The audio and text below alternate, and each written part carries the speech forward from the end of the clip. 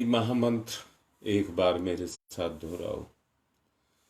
ओम भूर्भुवः स्वः तत्सवितुर्वरेण्यं भर्गो देवस्य धीमहि धियो यो नः प्रचोदयात्। कल आपसे कहा था कि अब कुछ थोड़ा सा चेंज करेंगे, थोड़ा सा चेंज। और थोड़े से चेंज में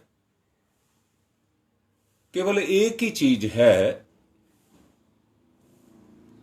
कि कैसे हम अपने इस जीवन के अंदर बदलाव को लेकर के आए। मन से संसार में, हृदय से या अंतःकरण से, अंतःकरण मन बुद्धि चित्त और अहंकार, इनसे जो चेंज आता है वो अपने जीवन में चेंज आता है। क्या चेंज आता है? सोई हुई दिव्य शक्तियों के जागरण की, उद्भव की प्रक्रिया शुरू होती है। आज कुछ ऐसा ही करेंगे, इसी पर चर्चा करेंगे। कैसे हम अपनी सोई हुई शक्तियों को जगाएं। अब के नवरात्रे हमारी जिंदगी की नवरात्रे हो जाएं।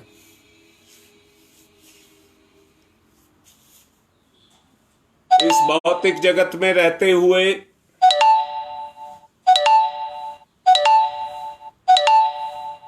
हमारे सभी स्वार्थ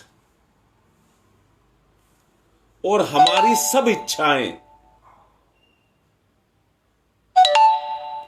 केवल दो चीज पर आकर के केंद्रित हो गई हैं, भोग और विलास।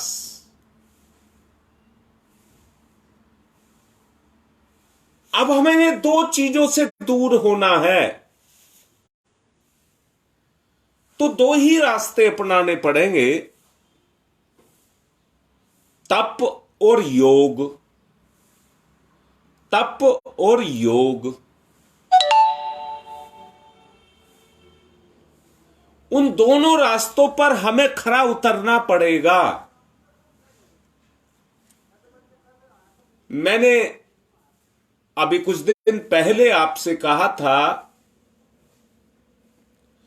क्षेत्र कोई भी क्यों ना हो,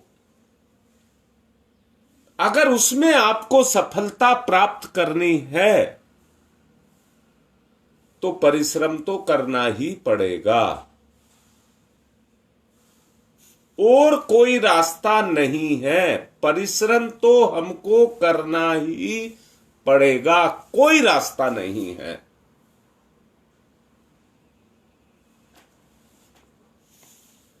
दुनिया में जो कुछ भी चल रहा है वो श्रम के आधार पर ही चल रहा है। पर मैं एक बात कहता हूं, श्रम किस दिशा में चलता है, जैसा व्यक्ति सोचता है, जैसा व्यक्ति इच्छा रखता है, उसकी इच्छा पर सब कुछ टिका हुआ है।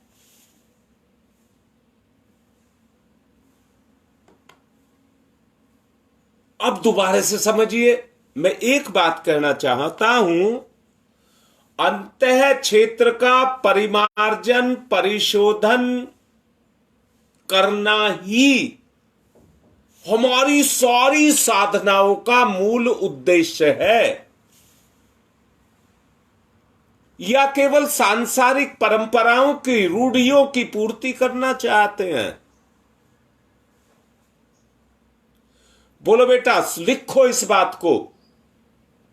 हमारा ये अनुष्ठान करना, जो अनुव्रत हमने ले रखा है, और अब 24,000 का नवरात्रे का अनुष्ठान ले रखा है, इन सारों को अगर देखा जाए तो इनका उद्देश्य क्या है? लिखो बेटा, क्या उद्देश्य है इसका? कुछ औपचारिकताएं पूरी कर ले कथा कीर्तन की, या इसके पीछे कोई और बड़ा उद्देश्य हमारा होगा?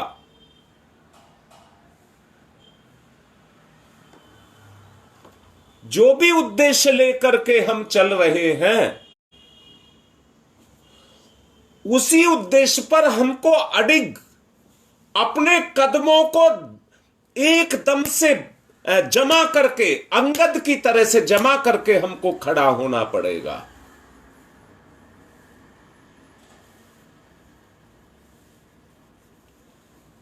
हां बेटा, यही उद्देश्य है ना, अपने अंतःकरण को परिष्कृत करना, अपनी सोई हुई शक्ति, दिव्य सोई हुई नहीं, दिव्य सोई हुई शक्तियों के जागरण को करना।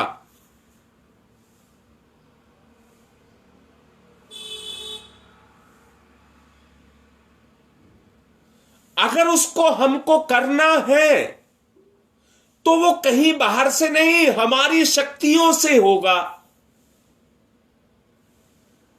अब बेटा करने की बात करिए, हमारी कमजोरी है, अपनी कमजोरी को दूर करना होगा।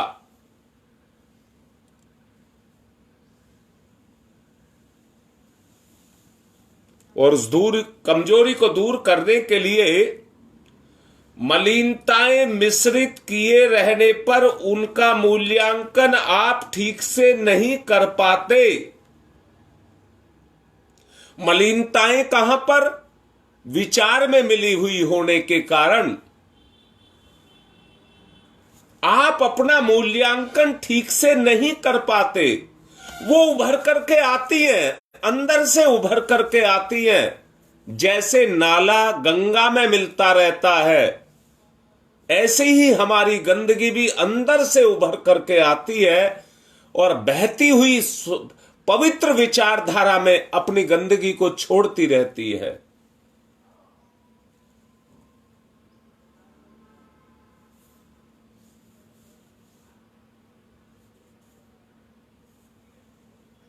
जमीन से धातुएं निकलती हैं, कल भी आपको बताया था, उनके साथ मिट्टी भी निकलती है। पर आग की प्रचंड भट्टी में जाकर के जब वो तपाई जाती हैं तो तपाना, पिघलना का काम शुरू हो जाता है। इससे भट्टी वाला अशुद्ध अंश जल करके पृथक हो जाता है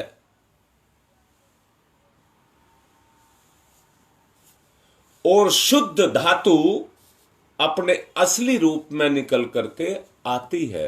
तो पहला काम क्या होगा?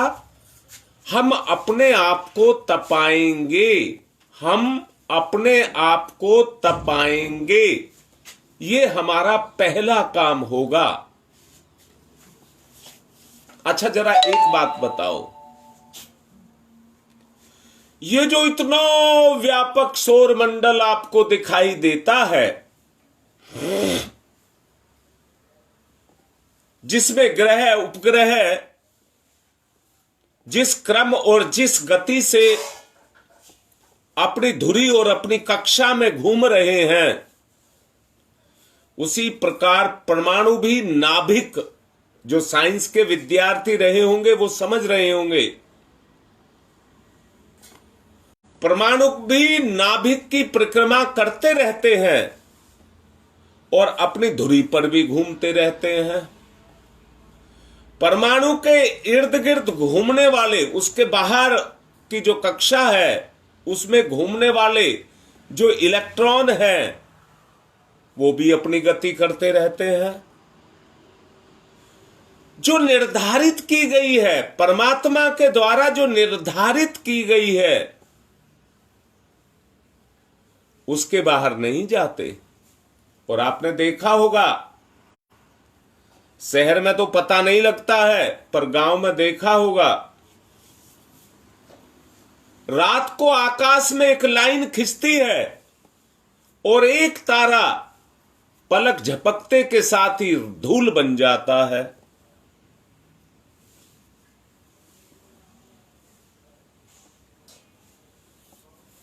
एक तारा पलक झपकते के साथ ही धूल बन जाता है। क्यों बन जाता है? अपने परिपथ में घूमने पे या जो अपनी कक्षा है उसको तोड़ने में कहीं ना कहीं वो उससे बाहर निकलता है। अगर ईश्वर के द्वारा निर्धारित परिपथ और कक्षा दोनों को वो ना छोड़े तो उसका कोई कुछ नहीं बिगाड़ सकता। उसकी जो स्वतंत्र गति है वो अंतरिक्ष में बराबर बराबर चलती रहेगी।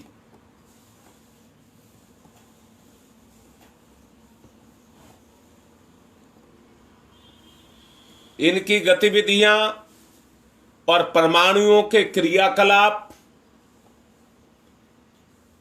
दोनों आपस में इसी तरह से मेल खाते हैं।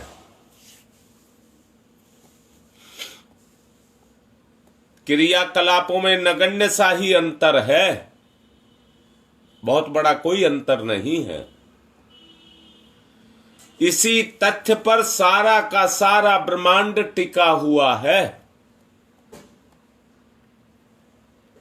ईश्वर को ब्रह्मांड अगर मान लिया जाए तो व्यक्तित्व को सौरमंडल मान लिया जाए और सौरमंडल की एक इकाई माना जाए तो परमाणु को उनका अंशधर मान करके उसकी गति को सौरमंडल भी, परमाणु भी और उसकी गति भी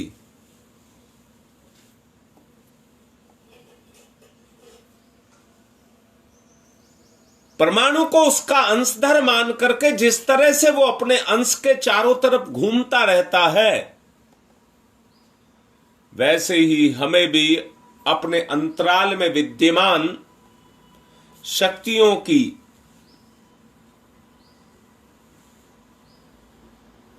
जो गुण हैं उन्हें ईश्वर के साथ मिला करके चलते रहना चाहिए।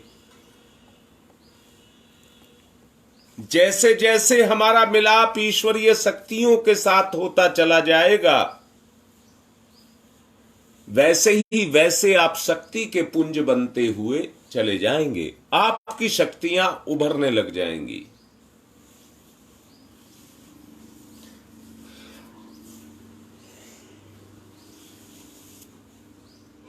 धरती तरह तरह के अन्न उपजाती है, धरती तरह तरह के धातुओं को उपजाती है और जितना भी यहां का सारा काम है वो धरती माता के ऊपर ही टिका है। भौतिक शरीर का जितना काम है वो धरती माता के ऊपर ही टिका हुआ है।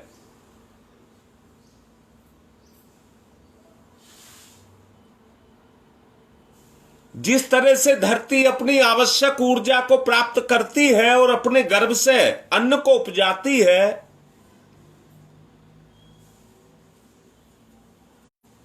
वैसे ही हमें भी अपनी शक्ति को ईश्वरीय शक्ति के साथ जोड़ना पड़ेगा। और इसका एक ही उपाय है, केवल एक उपाय है। जो अवांछनीयताएं हमारी इच्छा में उभरी हुई हैं, देख लेना, मैंने अभी कुछ देर पहले कहा था, जीवन तो पवित्र बहती हुई गंगा के समान है और चल रहा है, गति कर रहा है, पर उसमें चलती हुई गति में कभी कभी नाले और इतने बड़े बड़े नाले उभर करके आते हैं जो हमारी इच्छा विचारधारा को गंदा कर जाते हैं।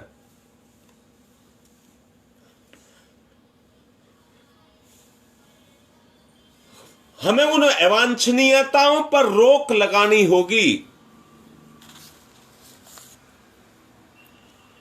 मैंने साधना के दो पक्ष बताए हैं। एक को तप और दूसरे को योग कहा है। एक एक बात को अपने मन में धारण करते चले जाना। तप का अर्थ है तपाना और योग का अर्थ है मिलाना। किसी वस्तु को तपाने से उसमें जो अनावश्यक तत्व हैं वो हट जाते हैं। जैसे आग में ईंधन को डालते हैं तो ईंधन की जितनी कमजोरियां हैं वो जल करके आग बनती हैं और आग पुनः राख के रूप में कन्वर्ट हो जाती है।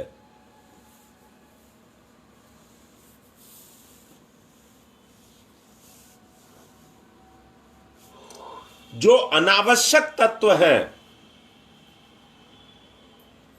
जो अनावश्यक तत्व हैं, उनको हमको हटाना होगा।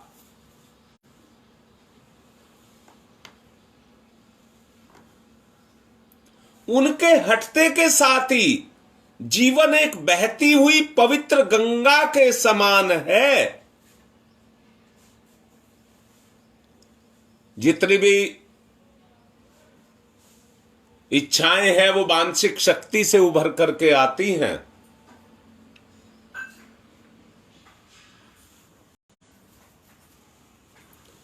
और इंद्रियां उसके चक्कर काटती रहती हैं। इंद्रियां उसी को चाहने लग जाती हैं और चाहते चाहते वही चीज उसके स्वभाव में उतर आती है, आदत बन जाती है।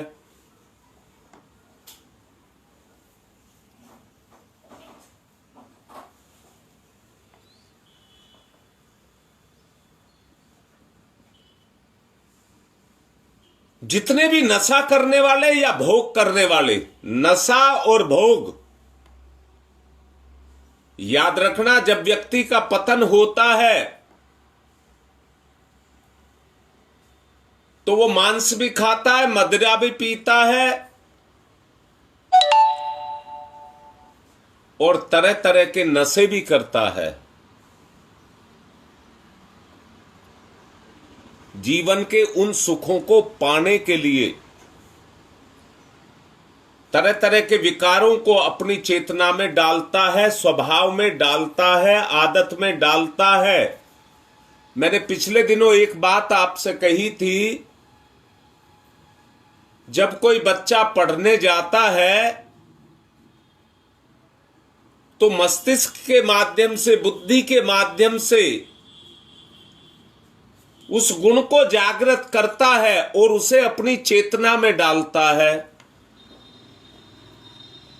और वैसी ही खूबी उसकी जगती चली जाती है। जैसा वो डालता है इच्छा से वैसी ही खूबी उसकी जगती हुई चली जाती है।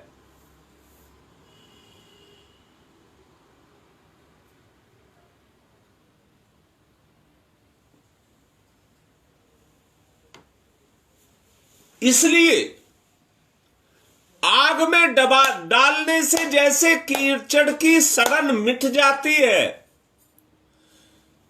कोई ईंधन हो वो सड़ रहा हो, उसकी सारी सड़न मिट जाती है और उसकी कमजोरी भी मिट जाती है। दोबारा से कह रहा हूं, पेड़ की डाल पर लगी हुई लकड़ी कितनी मजबूत होती है और उसमें कोई कमजोरी नहीं होती, पर जब पेड़ से कटती है तो वो गलती भी है, सड़ती भी है और कमजोर भी होती है।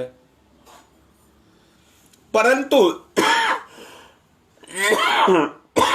अगर उसको ईंधन में डाल दें, आग ईंधन बना करके आग में डाल दें, तो वो जल करके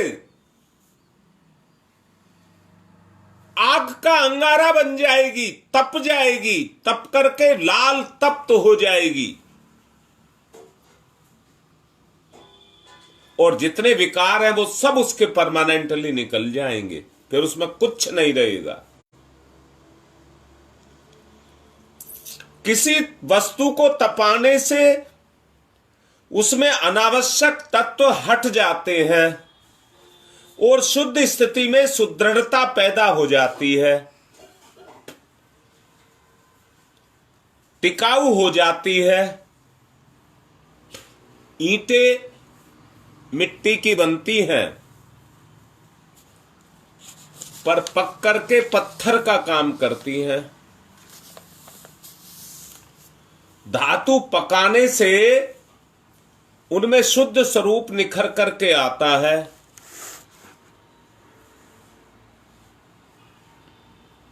धूप में कपड़े सुखाने से सीलन और बदबू चली जाती है। पानी को तपाने से सशक्त भाप बनती है और रेलगाड़ी को भी चलाती है। धातु की भस्में बनाई जाती हैं अग्नि संस्कार के द्वारा, और शरीर का तापमान जब तक सही रहता है तभी तक जीवन रहता है। घटने से दुर्बलता, बढ़ने से बुखार, उत्तेजना सवार होती है, जो प्राण घातक है। और उत्तेजना से मेरा मतलब है व्यक्ति के स्वभाव में छुपी हुई उसकी कमियां उत्तेजना ही पैदा करती हैं, और उसी काम को करा लेती हैं जो नहीं करना चाहिए। दूसरा तत्व बताया था योग। दूसरा तत्व बताया था योग।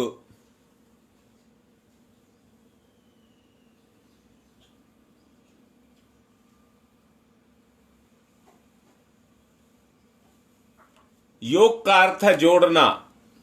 जोड़ना किसको किससे जोड़ा जाए, इसका एक ही उत्तर है, आत्मा को परमात्मा से।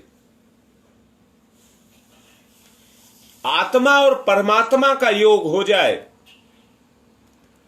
टंकी के साथ नल का तारतम्य जुड़ा रहता है और नल टोटी से पानी को निकालता रहता है।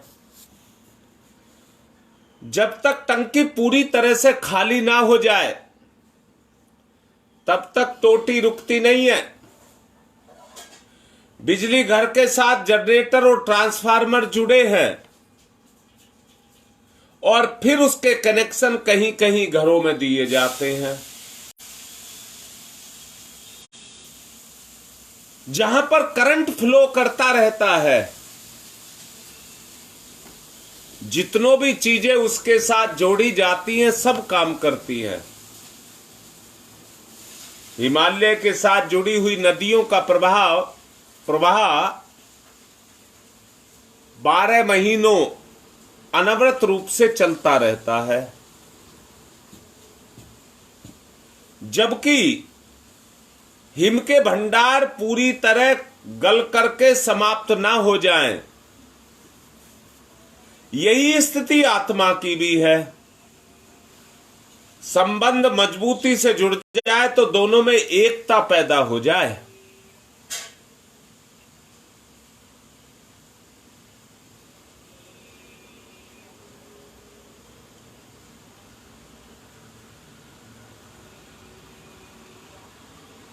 वो एकता पैदा अगर हम में हो गई तो परमात्मा के गुण आत्मा में प्रकट होने लग जाए।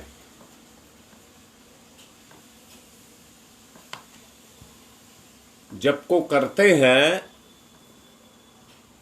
परंतु बकवास करना जप नहीं है। तप में तितिक्षा द्वारा अपने आप को तपाना होता है। तस्य वितुर्वरेण्यम,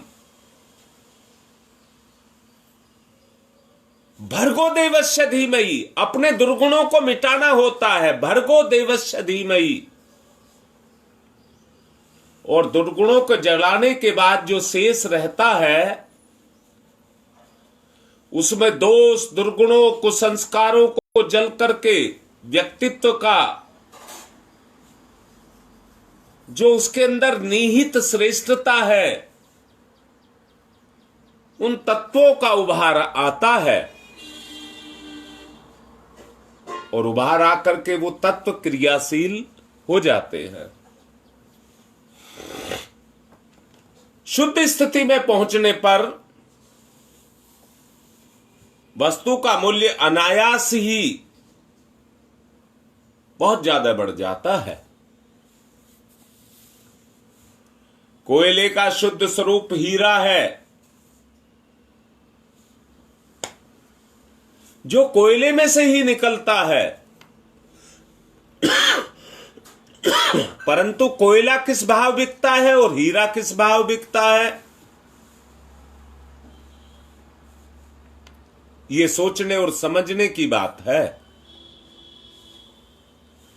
कोयले में हीरा होता है, पर जो उसका पार्क ही है वही उस हीरे को समझ पाता है, वरना पत्थर पर रख करके, पत्थर से तोड़ करके भट्टी में रख करके जला करके नष्ट हो जाता है।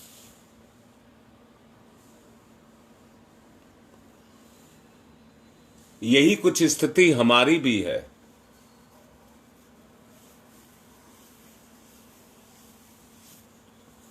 भाप से उड़ाया हुआ पानी डिस्टिल वाटर कहलाता है, जो दवाइयों के भी काम आता है। यानी कि उसकी गणना दवाई के समतुल्य की गई है। मनुष्य की उत्कृष्टता दुर्गुणों के छिद्रों से होकर के बाहर संसार में बह जाती है। यदि उसे रोक करके दिशा दी जाए और तपा करके अपने आप को मजबूत किया जाए,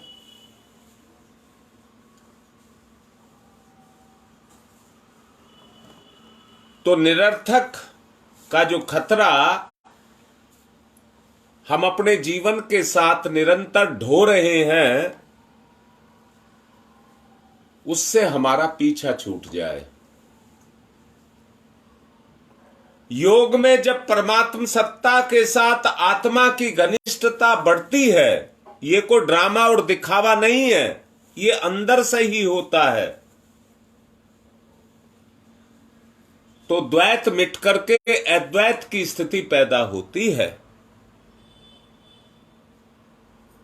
परमात्मा की सारी विशेषताएं आत्मा में अवतरित होने लगती हैं। नाला जब गंगा में मिलता है तो मिलने की जगह पर नाला और गंगा दोनों मिलते दिखाई देते हैं, पर कुछ ही दूरी पर नाला और गंगा एक होकर के सारे भेद मिट जाते हैं। उसका जो गदला पानी है, गंदगी है जो उसकी, वो गंगा के में मिलकर के विलय हो जाती है, और गंगा में मिटाने की, पचाने की क्षमता है।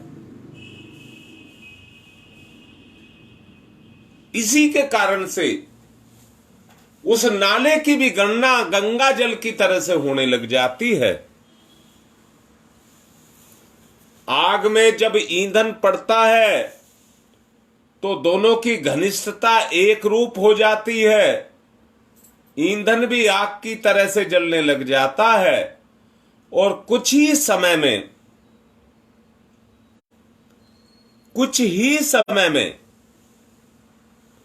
जो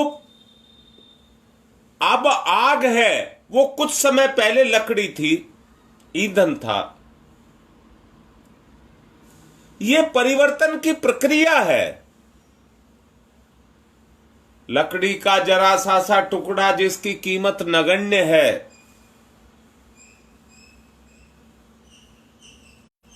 पर जब वो आग के साथ मिलता है तो वो अपनी कीमत को बढ़ा लेता है।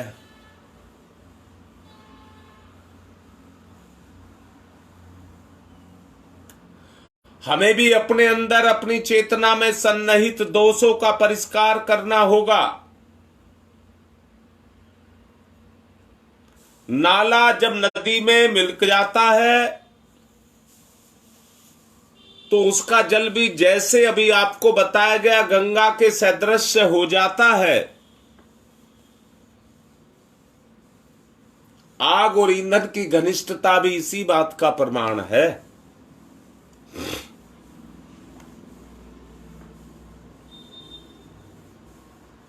लकड़ी को पहले तो कहीं भी रखा जा सकता था, पर जब वो शोला बन जाती है तो उसकी बिरादरी मिट जाती है। जिस ईश्वरीय उद्देश्य के लिए वो धरती पर आई है उसी में उसका प्रयोग होता है। कोई ईंधन को इसलिए नहीं जलाता है, किसी ना किसी उद्देश्य को रख करके जलाता है।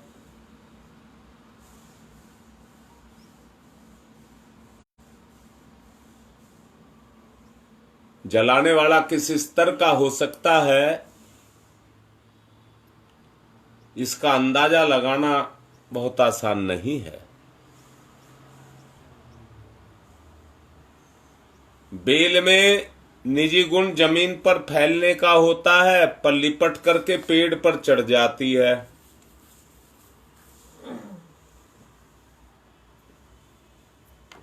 लिपटती है तो पेड़ पर चढ़ जाती है, तो उतनी ही ऊपर उठ जाती है जितना पेड़ ऊंचा होता है। बांसुरी अपनी पोल को अपने अंदर छुपाए रखती है। अपनी निजी अहंता का परित्याग जब करती है और किसी के होठों से लगती है तो वंशी की जो धुन है उसको अपने अंदर से निकालती है। वादक द्वारा छेड़े गई जो भी स्वर हैं, नाद हैं, वो वातावरण को झंकृत करते हैं, परिष्कृत करते हैं और समाज को प्रभावित करते हैं। व्यक्ति की काया की दृष्टि से जीवधारी एक सत्ता है, पर गुण कर्म स्वभाव से वो ईश्वर के समान है। तपस्वी को अपनी वांछनीय आदतों से संघर्ष करना होता है और उन्हें परास्त करना होता है। संकीर्ण स्वार्थपरता, विलासिता, मोहग्रस्तता, लोभ, लिप्सा, अहंता, ये बहुत सारे दुर्गुण हैं जो चेतना के साथ जुड़े हुए हैं। अगर इनका उन्मूलन नहीं किया गया तो अंतराल की स्थिति झाड़ झंकार जैसी हो जाएगी।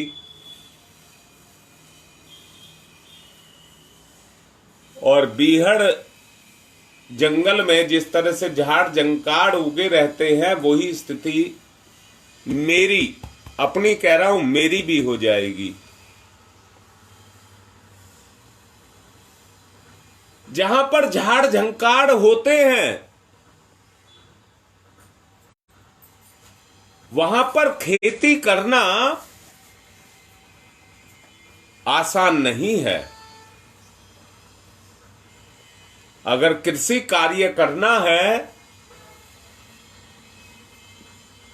तो उसे खेती को ढालना पड़ेगा, उस गंदगी को हटाना पड़ेगा।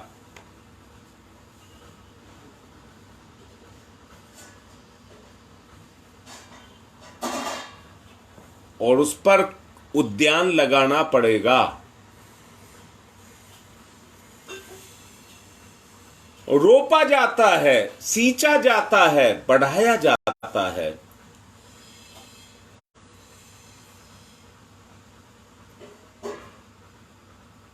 ये एक प्रक्रिया है। जो अनवरत रूप से चलती रहती है, और चलते चलते जो अंकुर निकला है वो धीरे धीरे बड़ा हो करके पौधा हो जाता है, उस पर फूल और फल आकर के लगते हैं।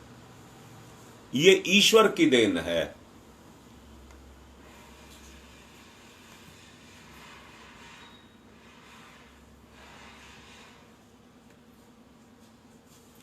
जिनका उन्मूलन ना किया जाए, अंतराल की स्थिति कैसी होगी जरा सोच करके देखो।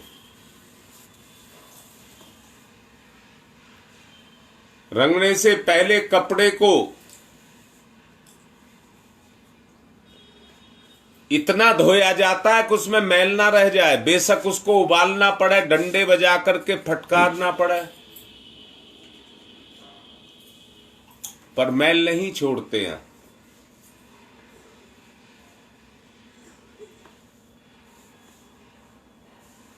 जो दिव्य शक्तियां रिद्धियों सिद्धियों के रूप में अपने अंदर भरी हैं, उनको उभारना पड़ता है। जिस प्रकार दो पहिए की गाड़ी सही रीति नीति से चलती है, वैसे ही जीवन को भी हमें चलाना होता है।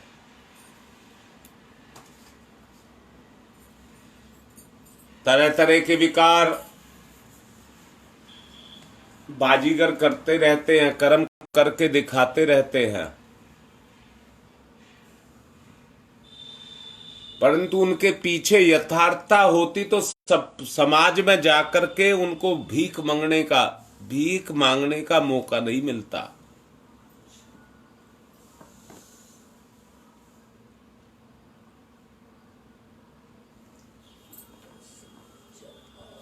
विकार जब तक काम करेंगे तब तक संस्कार काम करेंगे, उनको चेंज करना होता है। आंतरिक दिव्य क्षमताओं को विकसित करना होता है और अपने क्रियाकलाप में निकालना होता है। आत्मशोधन और आत्म परिष्कार दिव्य शक्तियों की रिद्धि सिद्धियों को अपने भीतर उभारने का एकमात्र यही उपाय है। आंख स्वेच्छाचारी है, अपनी मर्जी से करती है, और हम चाहते हैं तो हमें ही आंख दिखा देती है।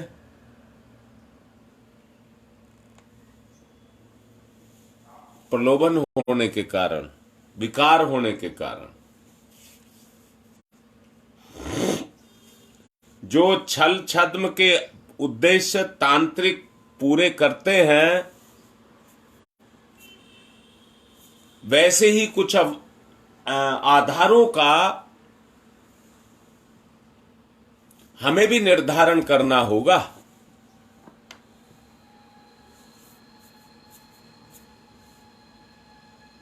उनका उपयोग मात्र दोनों को करना होगा। भ्रम में डालना, भ्रम से दूर होना, ये भी दो प्रमुख बातें हैं।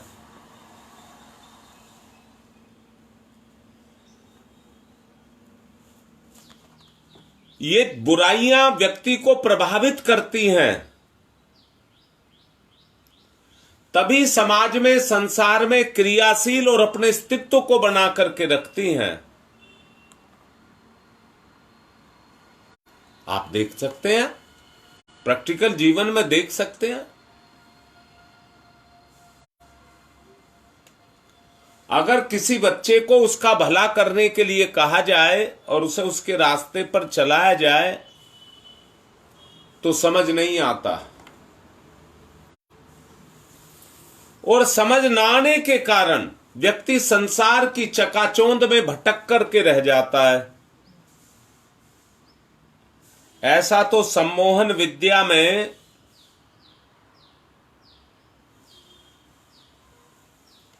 या उसकी चमक दमक में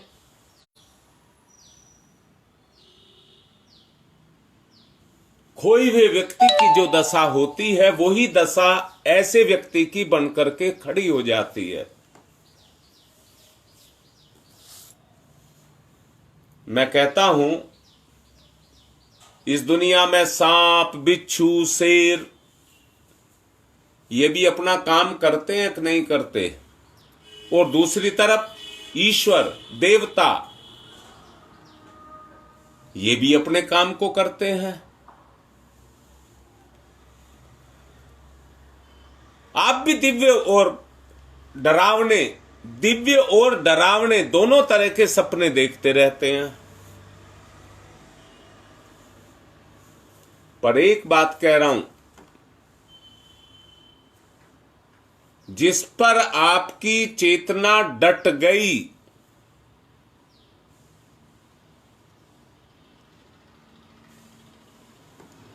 निश्चित रूप से मानना वो काम आपके जीवन में होकर के रहेगा। उच्च स्तरीय भूमिका में क्यों नहीं पहुंचा जा सकता? रुकावट की बात बताओ। अगर रुकावट है तो मेरा अपना आपा, मेरी इंद्रियां, मेरा ज्ञान, मेरा मन, यही रुकावट के कारण है। आशा और निवेदन करूंगा इनको ठीक किया जाए। बाजीगर की भांति किन्हीं को भ्रम में ना डाला जाए।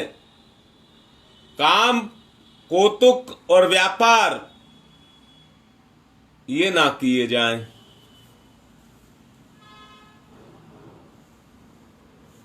ये निश्चित है कि व्यक्तित्व को परिमार्जित किए बिना कोई व्यक्ति दिव्य आत्मा नहीं बन सकता।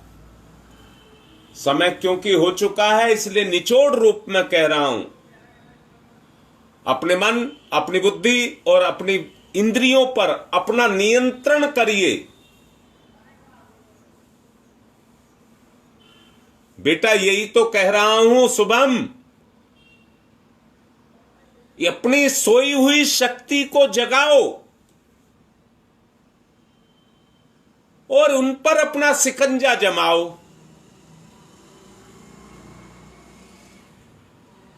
तभी आप उस स्थिति तक पहुंचेंगे। अपने आप को कमजोर, दीनहीन मान करके अगर आप चलते रहेंगे तो कुछ नहीं होगा।